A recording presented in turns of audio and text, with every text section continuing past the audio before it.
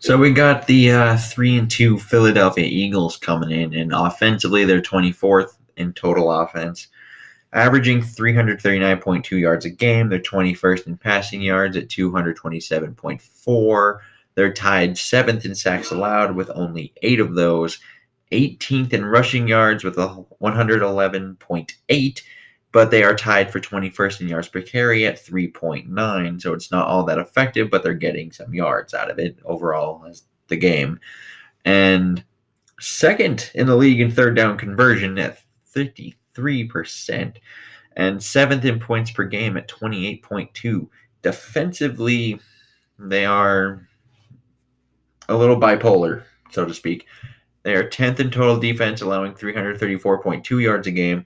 They are 27th in passing yards allowed with 271.2 and tied 12th in sacks with 13, and first in rushing yards allowed, though, in only 63 of those a game. And their yards per carry, second in the league with only 3.1. They are 12th in the league with third down percentage at 37%, and they're 13th in points per game allowed at 22.2. Now, their injury reports, it's a little rough, so to speak. Corey Clement, he's out with a shoulder. Ronald Darby and Avante Maddox are both out. Darby with a hamstring, and Maddox has the neck injury and a concussion.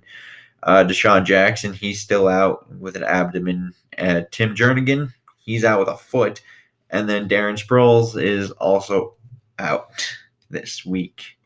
So they're down 2 running backs, 2 corners, a defensive lineman, and a receiver. Now, Minnesota, also 3-2 coming into this. Offensively is 18th overall with 357.4 a game. They're 29th in passing yards, so moving up there from that solid spot of 31, but they're now getting 191.0, and they're tied 13th in sacks allowed with only 11 of them. But I think it's slightly skewed because, they don't throw very much. But they are third in rushing yards with 166.4, and they're tied third in yards per carry at 5.4. They're 12th in third down percentage at 43%, and 16th in points per game at 22.4. Defensively is where this team is much, much better overall, just as a total unit. And they're 4th in total defense, only allowing 292.4 yards a game. They're 6th in passing yards allowed, 204.2, and tied 9th in sacks with 15. They're 9th in rushing yards allowed at 88.2, 5th in yards per carry at 3.6, 9th in third down percentage at 35, and 5th in points per game allowed at only 14.6. Now, our injury report involves Josh Klein. He's out with a foot. Ben Gideon, he's out with a concussion. Kentrell Brothers is questionable with a hamstring and a wrist, and Alexander is been on the injury report this week, but he's not on the final one, so he's good to go. Josh Klein is obviously, like I said, out, so you're getting some more Dozier. And to me, I think Klein is probably the best of our interior offensive linemen, but I don't think that's saying much. And I think for the majority with Dozier in there, there's not. He's played in games before this year already for Elflein and Klein. I didn't think we saw too much of a drop off, so I don't know how much I'm concerned. But on the little note things here, the first thing I will go is to that interior offensive line. Is you got to contain Fletcher Cox as much as you possibly can, and I know that's a hard thing to ask, but you have to. That's kind of the whole thing here, and they do like to play a wide 9 kind of defense. Like you see the 2 ends very, very wide. And what that does is when you try to run the ball to the outside, it is just going to force everything right back into Fletcher Cox, which means you have to do very, very well blocking Fletcher Cox. And they do have some corner issues, so maybe we use some more shotgun this week than we've seen in the past couple of weeks here.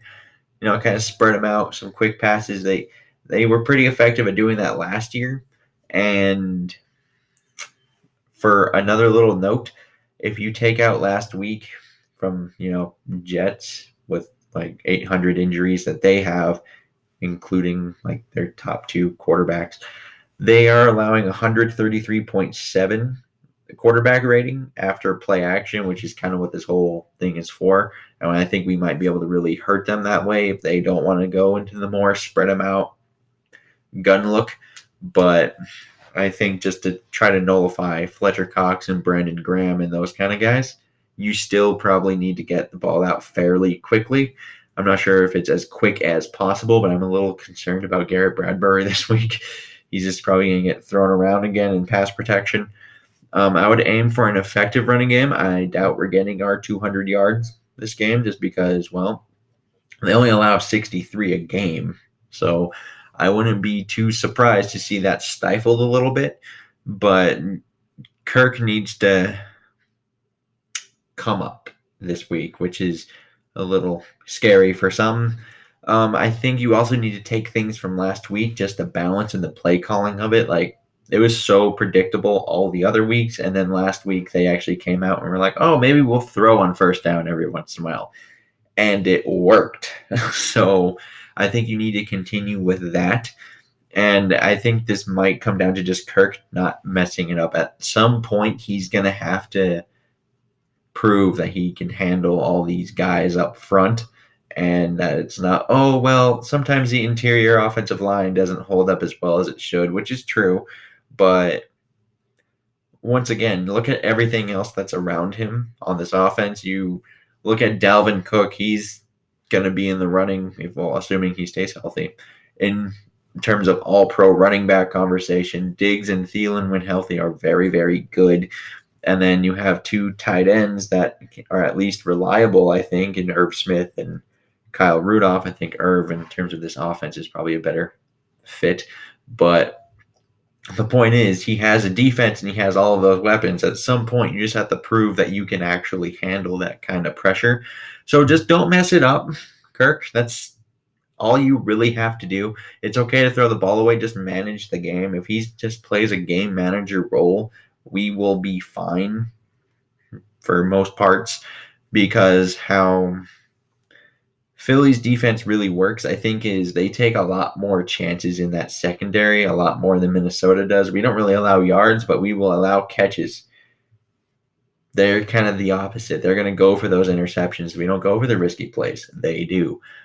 So you kind of have to just manage the game and just don't make the big bad play at any point in this game. Just if you're having any doubts, just throw it out and you're fine, I think, at that way. Defensively, I think you need to contain and actually tackle Wentz. And what I mean by tackle Wentz is mostly sack Wentz.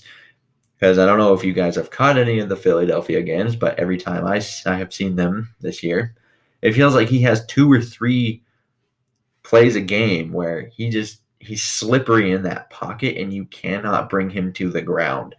And I wonder how many of those skew that third down percentage rating that they have, just because you aren't able to sack Carson Wentz. That line, despite only allowing 8 sacks, is a little bit of an asterisk to me because he's been under pressure. Just people can't get him to the ground.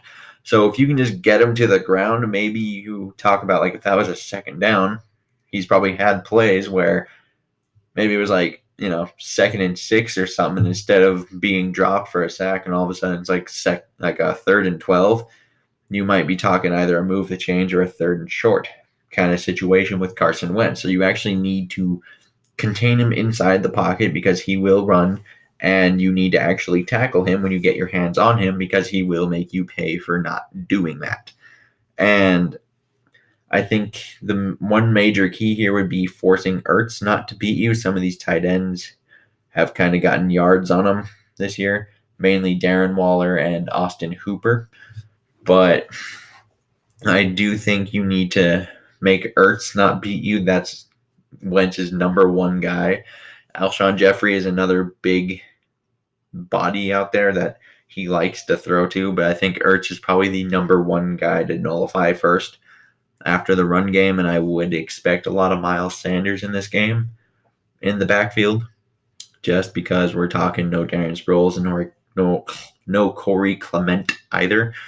And I do think we might have to force some turnovers this week because with a run first offense against a defense that's not going to allow many rushing yards and not that many effective runs, probably, you need to have turnovers to have a short field in order to do this. And special teams, I would like for there to be no hiccups this week with Dan Bailey because I think points could potentially be at a premium in this game. Um, so that'd be nice. We haven't really had many issues with Dan Bailey yet this season, so I'm a little afraid for when this just pops up at the wrong time. I do have Minnesota winning this game, kind of in a reluctant prediction. Not feeling the best about it.